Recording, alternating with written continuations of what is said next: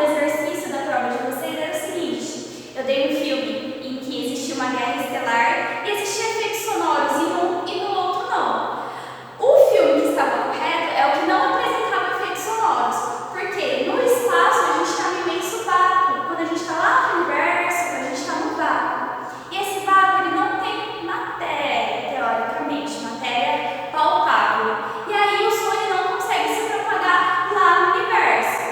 Por quê? Ondas mecânicas sempre vão precisar de matéria para se propagar. E a velocidade dessa onda mecânica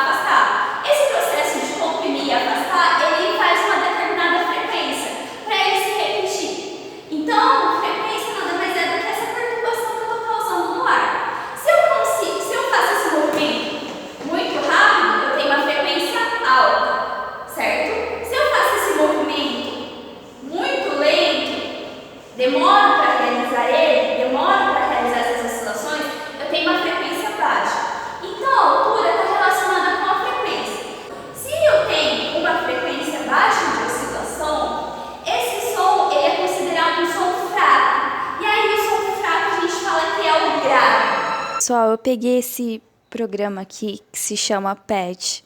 Existem várias simulações para a área de ciências exatas.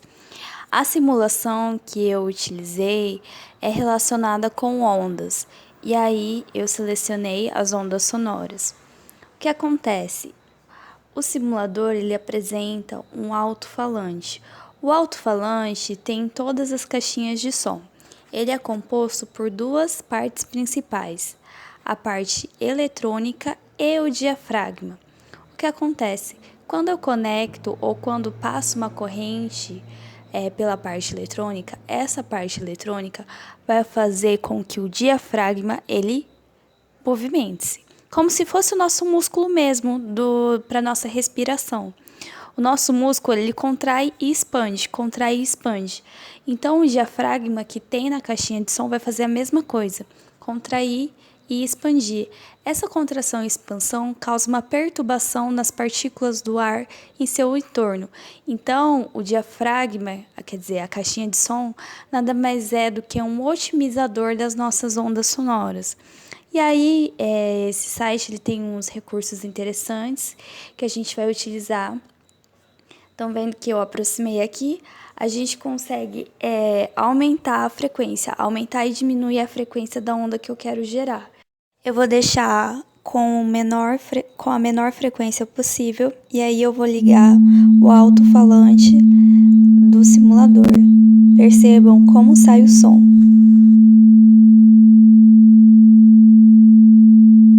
Como eu deixei na menor frequência possível, eu estou alterando a altura do som, que está relacionada com a frequência, certo?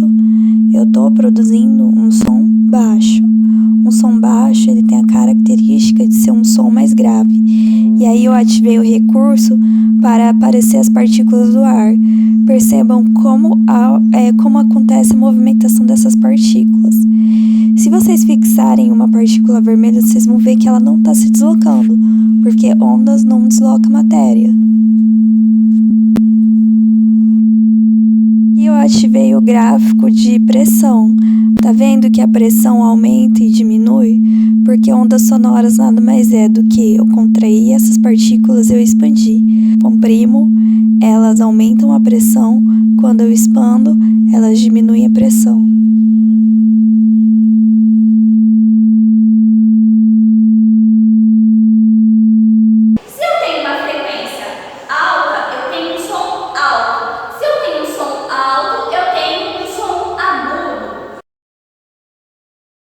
Agora eu vou fazer a mesma simulação que a gente fez para um som baixo, a gente vai fazer para um som alto. O som alto ele é caracterizado por ter frequência muito alta. Então eu vou aqui no meu recurso de frequência, vou deixar a frequência no máximo e aí eu vou ligar o alto-falante. Percebam como vai sair o som.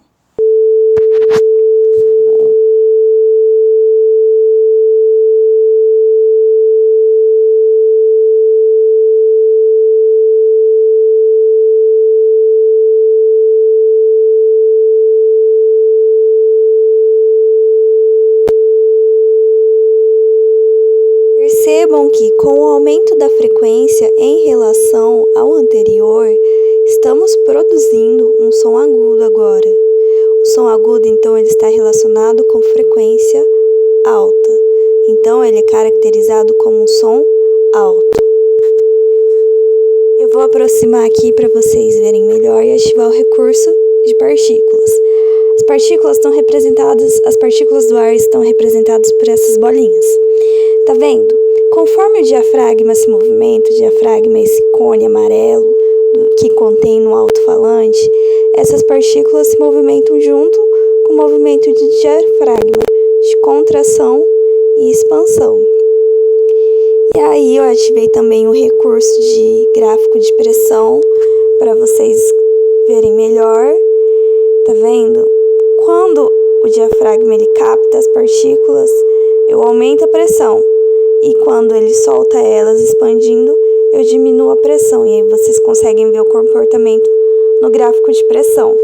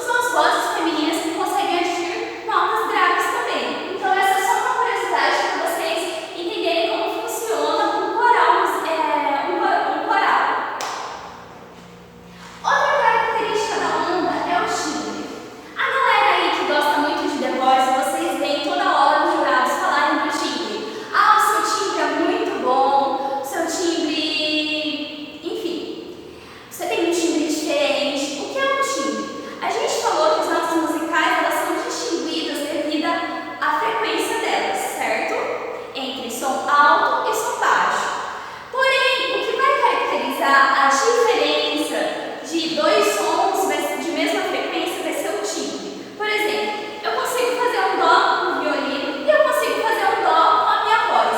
A diferença entre o dó do violino e o dó da minha voz vai ser o timbre desses dois instrumentos. O timbre desses dois instrumentos é meio que a forma que essa onda tem. Aqui esse é o diapasão. O diapasão ele serve para você afinar os instrumentos ou captar a frequência que está sendo emitida. O diapasão ele tem esse formato de onda, um formato bem linear, enquanto que a nossa voz ela tem um formato todo diferenciado. E aqui, o formato da flauta é esse aqui e do violão é esse.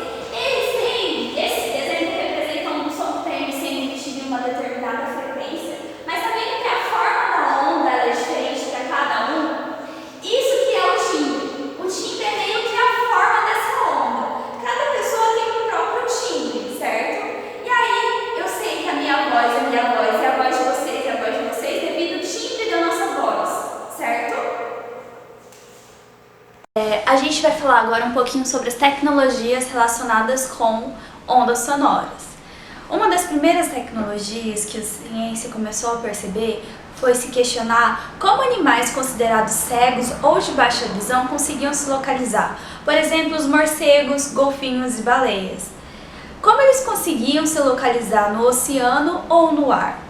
Os morcegos são considerados mamíferos e são animais cegos. Eles têm uma visão muito ruim. Eles conseguem se localizar no espaço ou conseguem capturar sua presa através do ultrassom. Os morcegos eles se comunicam entre si através do ultrassom. Qual é a distância que a presa está até ele?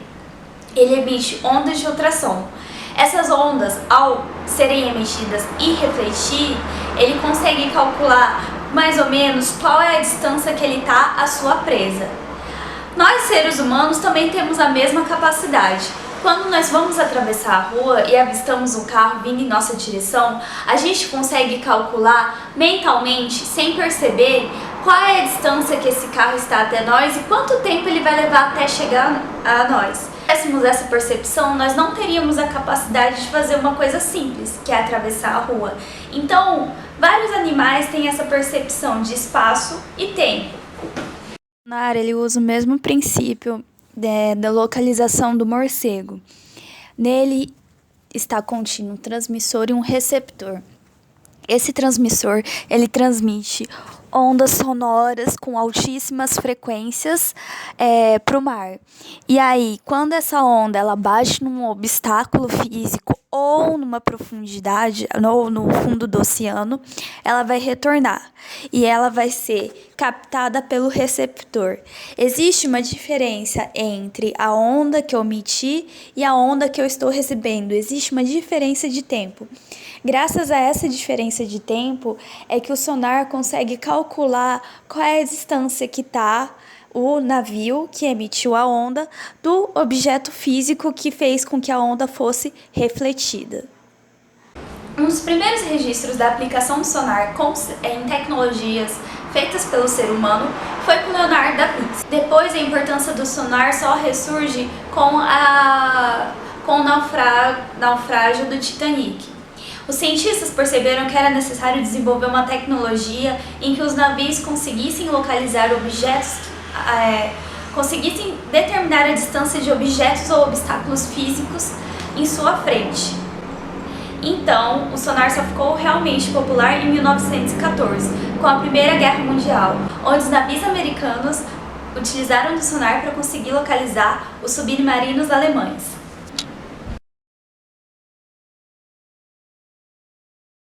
Relacionada com ondas sonoras foi o desenvolvimento do ultrassom. Vocês já devem... A gente está falando de ultrassom como um tipo de classificação de ondas que são com frequência acima de 20.000 Hz. Mas a gente conhece o ultrassom do nosso dia a dia. Uma das primeiras utilizações do ultrassom, os cientistas que conseguiram identificar as ondas sonoras com frequências acima de 20.000 Hz foram os irmãos Curie. Marie Curie, ela é uma importante cientista da radiação e é uma das primeiras pessoas a receber 2 Nobels em 2 áreas diferentes. Ela e seu irmão estavam estudando cristais E eles perceberam que ao aplicar uma tensão nesses cristais, eles conseguiam produzir ondas mecânicas com frequências altíssimas, porém nós não conseguimos ouvir. Então, eles que foram os primeiros a identificar o ultrassom. Depois, em 1880, um casal de médicos, George Howell e Dorothy Howell, começaram a utilizar ondas de ultrassom para exames de pacientes. Os pacientes deles mergulhavam sob uma banheira para realizar exames. Porém, somente em 1970, o ultrassom ele é utilizado como nós conhecemos. Ultrassom para exames de gravidez. Como funciona o ultrassom? É o mesmo princípio dos sonares. A onda de ultrassom ela vai ser emitida e ela vai ser refletida pelos tecidos internos. Esse processo de reflexão o ultrassom ele tem o mesmo princípio de funcionamento do sonar. As ondas de ultrassom vão ser emitidas e refletidas pelos tecidos internos do feto. Graças a esse processo de reflexão e o break que existe entre a emissão e a reflexão, conseguimos constituir a imagem do feto. Só para fechar agora, eu vou falar um pouquinho dos instrumentos de sopro e como eles funcionam. A maior parte dos instrumentos de sopro, eles são formados por tubos. Esses tubos contêm ar dentro dele. Eu faço porque eu preciso disso, porque eu concentro esse ar numa determinada região do espaço. Graças ao movimento dos meus lábios e o músculo do meu diafragma, eu consigo controlar, forçar a vibração do ar que está dentro desse tubo. E eu consigo fazer com que esse ar vibre a determinadas frequências. Eu consigo variar a frequência de vibração dessas partículas do ar dentro do tubo, conforme o movimento do meu diafragma e dos meus lábios.